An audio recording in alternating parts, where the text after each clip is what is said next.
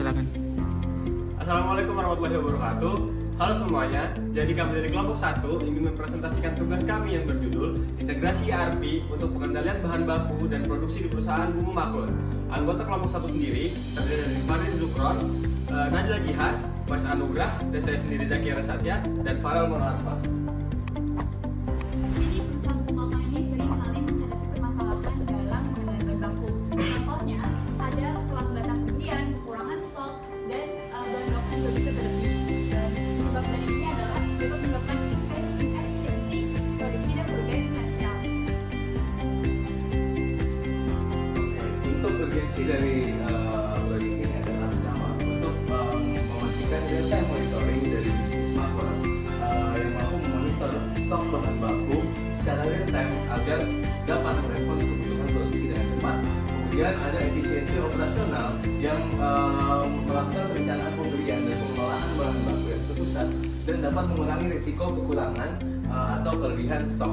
Kemudian ada ketepatan informasi untuk meminimalkan human error yang terjadi antar divisi agar pengelolaan data stok dapat dijalankan dengan baik. Kemudian ada kontrol biaya untuk melacak biaya pengadaan bahan baku secara detail dan memungkinkan penghematan secara operasional. Oke, adapun aktor yang berperan dalam ERP ini ialah manajer produksi, manajer QC, manajer R&D, manajer penggunaan, marketing, dan terakhir yaitu si pelanggan itu sendiri.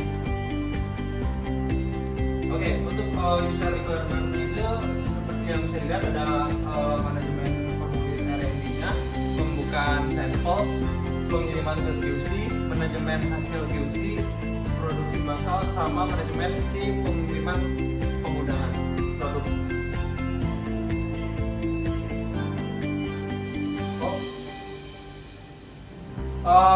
Yaitu ada dari user requirement itu nanti ada review dan persetujuan, manajemen pemasaran, manajemen pelanggan, keamanan data, serta ketersediaan sistem dan respon cepat dalam pengambilan keputusan.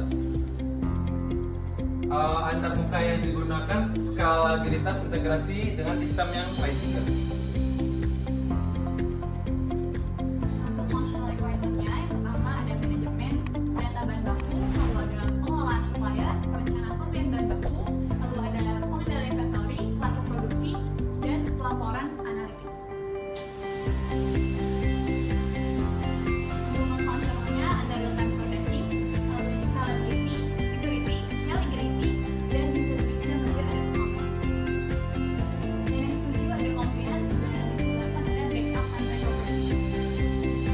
Dan ini ada use case diagram. Aktor-aktor atau user yang ada adalah pelanggan, marketing, penggunaan, produksi, dan QC. Lalu di sini ada fungsi data yang dibutuhkan untuk ERP ini. Yang pertama adalah penyimpanan data yang terstruktur dan tidak terstruktur. Yang kalau yang kedua ada scalability, setelah itu ada real time processing, dan juga ada high availability dan reliability. Kalau ada itu query dan agregasi, ada integrasi dengan sistem lain, keamanan data, backup data, kalau ada analisis visualisasi, dan yang terakhir ada monitoring. Lalu ini ada core component dari cloud computingnya yang dibutuhkan, yang terdiri dari computing, storage, network, dan juga manajemen. Computing yang di sini terdiri dari 5 core dan RAM 8 GB. Lalu storage-nya menggunakan block storage dengan kapasitas 3 TB. Lalu untuk network, latensi yang dibutuhkan yaitu 1 MB per second. Kalau ada manajemennya yang kami gunakan yaitu infrastruktur as a service atau IaaS. Oke, selanjutnya untuk solusi yang kita tawarkan yaitu yang pertama ada ERP dan juga konfigurasi dengan IoT. Untuk konfigurasi dengan IoT itu menggunakan sensor suhu dan kelembapan pada penggunaan penyimpanan. Jadi sensor suhu dan kelembapan ini nantinya untuk memastikan kondisi penyimpanannya itu sudah optimal atau belum dengan bahan baku.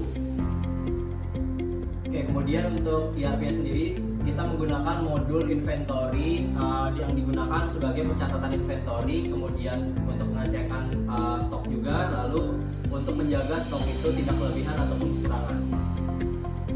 Selanjutnya ada modul manufacturing. Modul manufacturing ini digunakan untuk melakukan penjadwalan produksi, kemudian perencanaan produksi, dan juga untuk memasukkan bill of material ke dalam sistem. Yang dimana bill of material ini digunakan untuk sebagai forecasting produksi pada bulan Januari.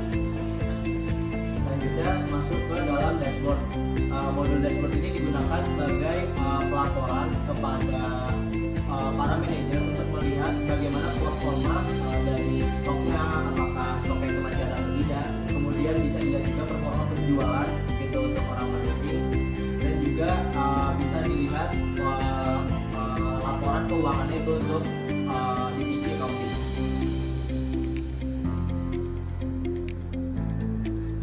Lalu ini ada modul untuk accounting bagian payments dari konsumen ya, yang dimana di sini dapat terlihat bahwa konsumen sudah membeli nugget original dengan pembelian setelah ini, dan di sini tertera bahwa konsumen sudah membayar nugget original tersebut dengan ditandai dengan adanya tanda P di pojok kanan atas. Lalu di sini adalah accounting bagian bill, yang dimana ini dari produsen, yang dimana ini akan dikirimkan ke konsumen setelah bill ini semuanya sudah terbayar. Lalu ini ada report atau pelaporan dari pembelian dan juga penjualan, yang dimana di sini terlihat bahwa keuntungan yang didapat dari pembelian nugget original tadi setelah dari produsen membeli dari pemasok, lalu setelah dijual oleh produsen baru bisa dijual ke konsumen dengan keuntungan yaitu 408.972. Oke, selanjutnya ini untuk codingan dari IoT suhu dan kelembabannya seperti ini.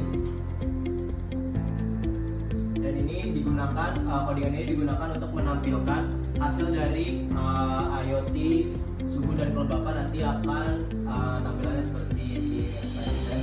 Nah, seperti ini untuk tampilan, nanti kelihatan suhunya berapa dan juga kelembapannya berapa persen. Baik, mungkin sekian presentasi dari kelompok kami, kurang lebihnya mohon maaf. Assalamualaikum warahmatullahi wabarakatuh.